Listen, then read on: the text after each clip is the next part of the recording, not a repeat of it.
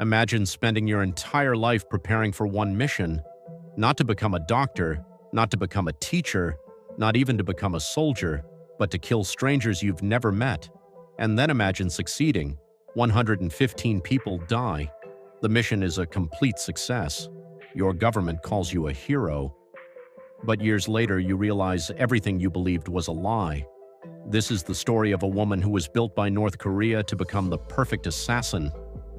Her name was Kim Hyon-Hui. Kim Hyon-Hui was born in 1962. Unlike most North Koreans, she grew up privileged. Her father worked for the government, and her family lived in the heart of Pyongyang. She had opportunities many citizens could only dream of, but privilege came with a dark price.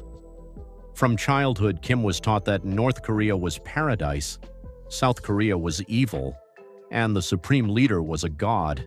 Every book she read, every teacher she listened to, every television program she watched, repeated the same message. She believed every word because it was all she had ever known: intelligent, disciplined, patriotic, exactly the kind of person the regime wanted. Then one day the state came knocking.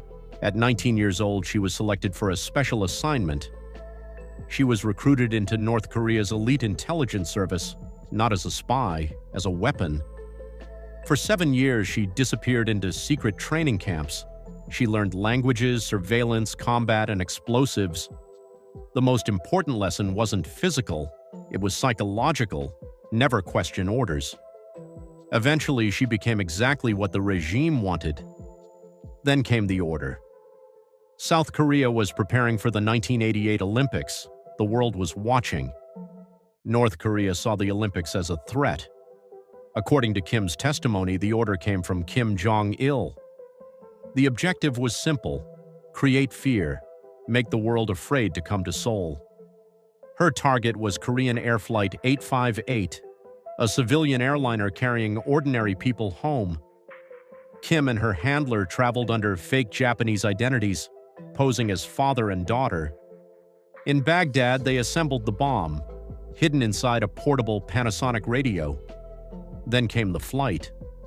Families smiled. Flight attendants welcomed everyone aboard. For a brief moment, Kim looked around the cabin. She saw real people, not enemies. But doubt was dangerous. Obedience was safe. She placed the bomb, left the plane, and disappeared. Hours later, over the Andaman Sea, Flight 858 exploded. 115 people never came home. Most assassins remained shadows. Kim's luck ran out.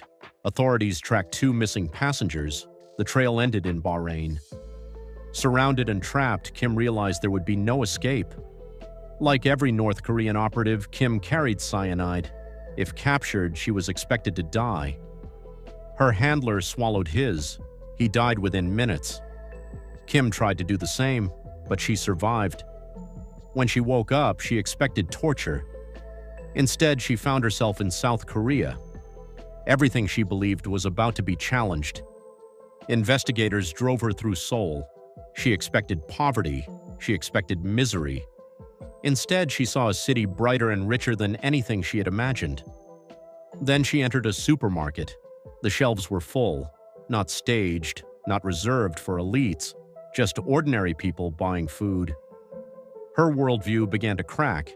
Then came the moment she never forgot. 2 bus drivers were arguing loudly in the street. Nobody stopped them. Nobody arrested them. For the first time in her life, she witnessed freedom.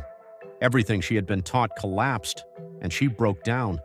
The regime had lied to her, and 115 innocent people were dead because she believed it. In court, Kim admitted everything. South Korea sentenced her to death. But public opinion became divided. Some saw a terrorist, others saw a victim. The government eventually pardoned her. For decades, North Korea has reportedly considered her a traitor. She married, she raised children.